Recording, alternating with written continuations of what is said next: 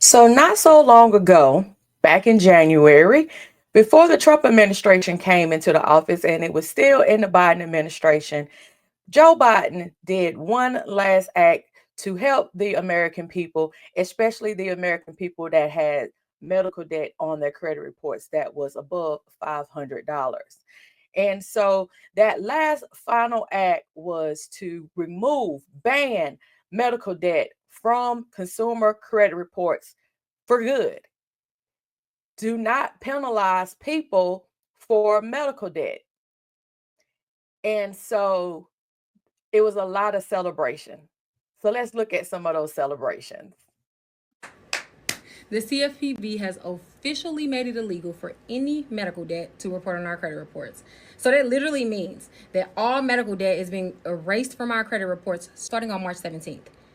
Y'all, this is the biggest update in credit in a while. Now, if you remember, in 2022, the CFPB launched an investigation and they made it illegal for any medical bill under $500 report on our credit reports, right? Like, y'all may remember that, okay? But this takes it a step further. In addition to that, this new ruling bans all medical debt. All. It does not matter the amount, the provider, nor does it matter the type of medical debt. Let's talk about it. Now, I would obviously recommend everyone to go read the official article, but I want to give you a few key points. The main two parts of this new ruling is this. Number one, they banned all medical bills on credit reports. It doesn't matter, again, the amount, also ancillary services count, ambulance rides, and things of that nature, right? But the second part is so good. Alongside this, they also prohibited lenders from considering medical information in any credit decision. What does that mean? Normally, when something is banned from our credit report, it no longer reports to the big three. It no longer pops up on our official credit reports from TransUnion, Experian, or Equifax. But how these lenders normally get around that? No, they won't report it to the big three, but they will report it to these smaller supplementary third-party reporting agencies. So whenever we are applying for credit, our lenders will not only pull our credit reports, they'll also pull a supplementary report that'll give them all the information that's not allowed on our credit reports. In plain language, things will be removed from our credit report, but it's still on these other reports. So therefore, they were still being used to make credit decisions. The CFPB said, no, we know y'all, we see y'all, we've been investigating y'all, we've been watching y'all. Y'all can't do that, okay? Cannot go through that loophole that y'all normally do. We know y'all, we see y'all, we've been investigating y'all, we've been watching y'all. Y'all can't do that, okay? So lenders can't see it, it can't affect you, it is done. But a few more things I found interesting. In the investigation, the CFPB found half of America is affected by this. Literally over 46% of Americans have medical debt on their credit report. Whether they're insured or not, it did not make a difference. They also predicted that once all the medical bills are removed, they should see an average of about a 20-point increase immediately. They also predicted that over 22,000 people should immediately become eligible to purchase a home in 2025. That's big. That is huge. They said that it could take up to about 30 to 60 days to erase all medical collections. So give them time. They literally asked for that. That starts March 17th. So, as you were seeing that article behind her from the CFPB website, that was January the 7th. And so, as we know, the Trump administration took office January the 20th. And one of the main things when Doge, Elon Musk, came in, they gutted the CFPB. And so we know a lot of the lawsuits that the CFPB was going after, and I did a video when this happened, a lot of the lawsuits that the CFPB was going after, like Capital One taking people's savings, savings interest, Navy Fed had got in trouble with them, Elon Musk was in trouble with them. It was a whole lot of these big corporations that was in trouble. And the CFPB was going after them. So that was one of the first things that they wanted to dismantle was the CFPB. And because the CFPB really does fight for the consumer. Y'all know I did that whole video when the CFPB went after what was the name of that? Lexington Law. And a lot of you guys that had ever done any business with Lexington Law, y'all was able to get you a good little refund around Christmas time, around the first part of this year. And so that was one of the things, just one of the examples of things that the CFPB has done since they've been in existence since the Obama era. okay, because they became a thing because of the housing crash of 2008. That's how the CFPB, the private company, came into existence, was because of that and how consumers were being taken advantage of. And so, like I said, that was one of the first things that the Trump administration decided that they wanted to gut, was the CFPB. And because, like I said, this lady was cheering, everybody was happy because medical debt. We're not talking about you running up credit cards, buying stuff you can't afford, living beyond your means. We're not talking about that. We're talking about medical debt, and anybody can have an unexpected medical emergency, even if you have good insurance with your job. I give you a prime example. If you're not a regular viewer of my channel, I said it was April. It was actually after we had moved. So it was April the 30th. I was going to the store. I had just left the doctor's office and I fell. And when I fell, my chin hit the ground.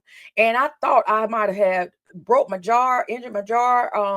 I couldn't open up my mouth all the way. So I had to go to the urgent care. I had to go to the emergency room. And so with that being said, that was a medical emergency. Gratefully, it was not anything any worse other than a little jaw contusion. I had to rest my mouth for a few days, had to take some 800 ibuprofen, cold compresses, that kind of thing. And I was fine within like a week of it happening. But it could have really been bad. Accidents happens, emergencies happens, things happen. I had a friend that got burned a couple of years ago, right around Christmas time. And he told me, he said to just be airlifted to the burn center here in Augusta, Georgia was like a $60,000 ride on a helicopter, on the, those emergency helicopters. So that's what I'm saying. Emergencies happen and you should not be penalized for those emergencies on your bill. And so that is what the CFPB and what the Joe Biden administration was trying to accomplish. Joe Biden was the first person, what she was saying, going back to 2022, that put that into place where it would not affect your credit for those little medical debts that you could not afford to pay back.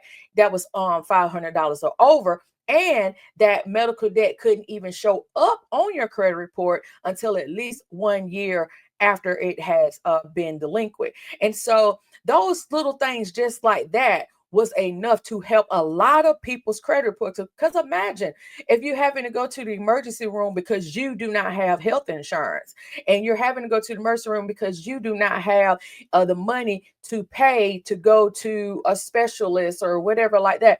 Because just for me to be able to go the other day to my rheumatologist because I have an autoimmune disorder, that's a $60 copay. And I had to get prescriptions. So that's what I'm saying. Everybody does not have the means to have adequate health care in this United States.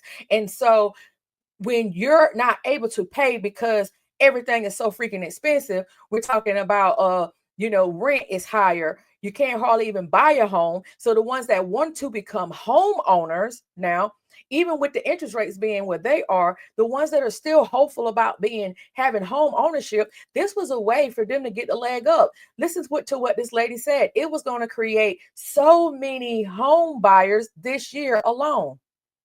But again, as soon as we think as the consumers that we're going to get ahead just one little inch, you think that we're going to get ahead and be able to have the so-called quote unquote American dream that they love flashing in our face, right?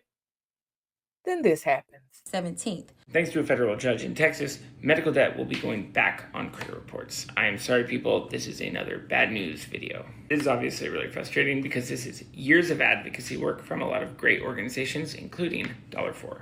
So what does this mean for you? Medical debt, if it goes unpaid, can impact your credit, which can impact your ability to get a loan, buy a house, get a car, all of the things. It does not make sense to penalize people for getting sick, for going to the hospital. Medical debt does not belong on credit reports. It is not an indicator if you are financially responsible. This will impact millions and millions of people negatively. It does not make sense. It is very frustrating, especially since a lot of this debt is hospital bills that would be eligible for financial assistance. So here's my plug for $4. If you have hospital bills, please reach out. We might be able to help eliminate those. And he said his name of his channel is on TikTok is $4. So let's take a look at that. Let's take a look at what actually happened with this whole reversal of the ruling. So let's do that. So this article right here is from The Hill, and it says Judge scraps Biden era medical debt credit reporting rule. A federal judge in Texas reversed a Biden era rule on Friday that permitted medical debt to be wiped from credit reports, according to court documents. U.S. District Judge Sean Jordan, a 2019 appointee of President Trump, said the rule by the previous administration exceeds the authority of the Consumer Financial Protection Bureau. The CFPB, an independent agency, finalized the rule in January as former President Biden was set to leave the White House. The Biden administration estimated that the action would remove nearly $50 billion of medical debt from the credit reports of roughly 15 million Americans. In his decision, Jordan argued that the Fair Credit Reporting Act, which was amended in 2003, does not permit the CFPB to remove medical debt from reports. However, per the filing, the Bureau can permit or encourage creditors to use other categories of information. Since returning to office, Trump has sought to weed out what his Department of Government Efficiency, DOGE, panels calls waste, fraud, and abuse within the federal government. The embattled Consumer Protection Agency found itself in the presidency's crosshairs early on, as I said, and was subject to mass layoffs. In March, a federal judge blocked the Trump administration from effectively dismantling the CFPB. Like, they wanted it gone. If y'all don't remember, like I said, I did a video on it. When you went on the CFPB website, when they first went for it, it was like an error message on there. Like, it was one of those, 404 error page or whatever. I mean, you could still see CFP, like the logo stuff, but it had like straight 404 error or whatever. Like it was really bad. So in March, a federal judge blocked the Trump administration from effectively dismantling CFPB while in office. Former Vice President Kamala Harris was also a supporter of erasing medical debt. It became a part of her messaging during the 2024 presidential campaign when laying out her proposed economic agenda. She also vowed to take Biden's healthcare accomplishments even further, including by fully erasing the debt. No one should be denied economic opportunity because they got sick or experienced a medical emergency, Harris said in January, adding later, we also reduced the burden of medical debt by increasing pathways to forgiveness and cracking down on predatory debt collection tactics. Dan Smith, head of the Consumer Data Industry Association, welcomed the decision, saying canceling the rule was a move in the right direction. This is the right outcome for protecting the integrity of the system, Smith wrote in a statement, according to Reuters. Jordan's decision comes almost a week after Trump signed a massive spending and tax bill that includes sweeping cuts to Medicaid. New work requirements, including in the law, could strip millions of their coverage. So it's like adding insult to injury, right? Because you're going to tell the CFPB that they were exceeding their authority. Okay, so DOGE wasn't. When they was probing and private and all our sensitive data, I guess they wasn't, doing, like this whole administration has been exceeding their authority. We got a president that said, they asked him, do he think he should follow the Constitution? He said, I don't know. And so at every turn, there is some way that this administration is trying to yank back the things that will help the American people. Now, what is so ironic to me is about, saying people overreaching their authority. But the most ironic thing to me is that I just did a video about buy now, pay laters about to be reporting to your credit reports. Now I want y'all to follow with me with this one. Now I might go all conspiracy theory, but whatever. Okay. If y'all new to my channel, my name is Starr Carter. I talk personal finance on here, but sometimes I got to go through another little rabbit hole because I be want y'all to see another perspective when it comes to finances and how sometimes the system is set up for us to not win. Okay, the system is set up for us to not win. So when I say that, buy now, pay later, those are little installment loans that you can get mostly on consumer goods, but we know that they have added travel to it. They have added food as far as like fast food, DoorDash or whatever.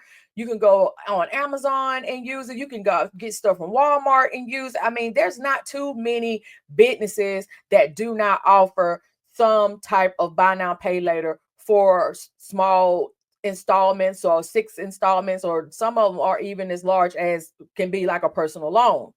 And like I said, most of these are for consumer goods. So now you got all these little installments that can show up on your credit report as early as this year, because the firm already said that they're going to start reporting on, I think it was Experian back in April, I think it was. I did a video, so I'll link it. And they were going to start reporting to TransUnion in May. And of course, Klarna has took a big hit and lost a lot of money because people weren't paying back. So they want to put the transparency into, lending, because this is invisible debt. And so if it wasn't showing up on the credit report, it's considered invisible debt, right? But here's the thing. When you're wanting to take away the opportunity for people to buy a home. And what did I say? I said that the majority of the people that are using buy now, pay later types of apps are young people. We're talking about, I'm a Gen X, so we're talking about Gen Zs, like my son age, and we're talking about younger millennials, right? Because some older millennials, they're in their 40s. So we're talking about younger millennials, and we're talking about Jay-Z, Lord have mercy, Gen Z, okay? And so with that being said, you are already trying to ruin that particular demographic of group. And I will also say, and like I said, here's where the conspiracy come in. There are a lot more Black and brown people that are also using those alternative credit sources. And we also know that it has been Black and brown people who have always been undercovered when it comes to health insurance. We know that too. We also know per history that we always didn't even have the right to have medical insurance, right? So it's one of those things that a lot of Black and brown people were getting into the position this year to start looking at finally being home ownership, doing the right thing, getting their credit repaired as best they could. Medical debt, nobody was wasting their time and their energy sending out, dispute letters, because this was going away. Because nobody should be made accountable for a medical debt. Nobody's saying that they're not paying it. They might not be paying it in the amount of time before that hospital or that specialist or whatever it is start reporting. Because we know after 30, 60 days, 90 days late, even 120 days, if you're lucky, they can start sending these out to collection. And when they do, it's going on your credit report. That doesn't mean that you did not have the intent to pay. It just means that at that particular time, you didn't have the money to pay. I'm not saying everybody did not want to pay. It's some people that really don't have the money, and it's some people that have the intentions to want to pay but don't have the money. Or they have to wait until something goes on. Insurance companies sometimes will tie up fulfilling claims because of whatever the reason. I remember when I had to have major surgery back in 2020, I had an insurance that did not want to pay because they say it was pre-existing. Like, no, it wasn't. But what am I supposed to do when you don't want to play the claim?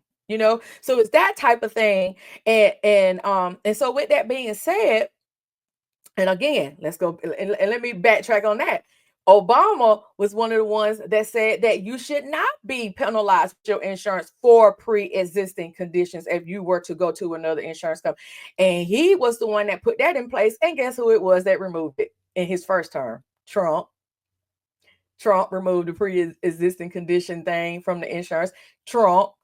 So everything that's going to help us move forward has been rolled back, has constantly been reversed, has constantly been rolled back. And I'm like, okay, so you're going to allow buy now, pay later, little small increment loans that people are trying to gaslight themselves and say, oh, that's going to help your credit get established. No, it's not, because if you got a whole bunch of small little loans, all it's going to do is lower your average age of credit. Credit needs to age. Accounts needs to age. So if you got all these little small little increment, little buy now, pay later loans, no, it's not. It's not going to help your average age of credit. It's not going to do it. And that's 15% of your credit score, which is like 80 something points. I have to put my credit breakdown video up here so that you can see how your credit breaks down for you to get to an 850 credit score. But with that being said, so these things are going to continue to widen the wealth gap. Because if we still have more Black and brown people that do not have access to adequate medical insurance or medical care or preventive care, all those different things, these are the things that are going to continue to widen the wealth gap.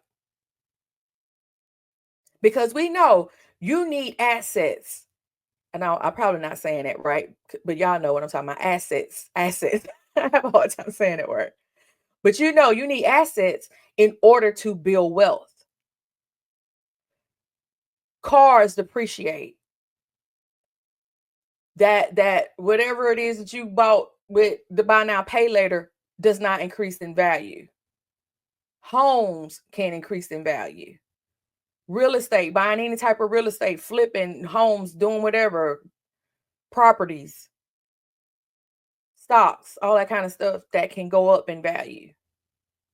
Now, another funny thing that I had seen was that what is it, Freddie Mac and Fannie Mae accepting cryptocurrency, possibly accepting cryptocurrency for down payments on homes. They're actually going to be looking at that to be able to purchase a home. Now, who else have more crypto? Black and brown people don't even know. A lot of us don't even know what crypto is. And the ones that do, we're scared to put we don't even have our money adequately in the stock market, better yet in the crypto market. So again, like I said, it could be all me conspiracy theory. Like they just keep on trying to put their foot on our neck. I don't care what y'all say, but give me your opinion in the comments and let me know what you think. Don't forget to like and subscribe to the channel. Let me know what you think. Like, guys, y'all gonna have to, if y'all do have medical debt that is still on your credit report, I guess the best thing about it is that if it has came off, you probably saw a point increase. But if it comes back on, you're going to see your credit report go back down. You're going to see your credit score go back down. So if you got, like you said, some people got 20-point increase when those medical debts came off, especially like the ones that were under 500, which I don't know if they're probably going to put it all back on, if I had to guess, not just under 500, since they're saying that they exceeded their authority and all that kind of crap. So I'm thinking that is all medical debt will go back on the credit report. So, yeah, we're gonna have to go back into the era of disputing. We're gonna have to go back into the era of, if the debt is paid, will it still show up on the credit report? Because a paid debt should not be on there. A paid medical debt should not still be on there, even if it went as far as to collections, but you paid it. You have to go back into that whole dispute. I paid it. Can we remove it? Because it's still hurting my credit, even though I paid it. Even though I paid the $40, whatever it was, the copay that I did not have the $40 that day to pay it. Oh, I'm struggling just to keep food in my kid's mouth. Or I'm struggling just to keep the lights on. I'm struggling just to keep the roof over our head because everything is so freaking expensive. And tariff that, and the consumer's going to eat that cost. And then you got companies that even though the tariffs have not affected their businesses, they're already price gouging already. So everything that's supposed to be to help us move forward and get ahead and try to be a part of this so-called American dream, I can't tell. I can't tell that that's how you want the American people to be. Especially the people that work the hardest, that do the most to try to have things, to try to have a comfortable life, to be able to, you know, pass legacy down to their kids and to their future, generations. So again, in the comments, if you think I'm just a conspiracy theorist, a financial conspiracy theorist, you let me know in the comments. I mean, I'm not easily offended, guys.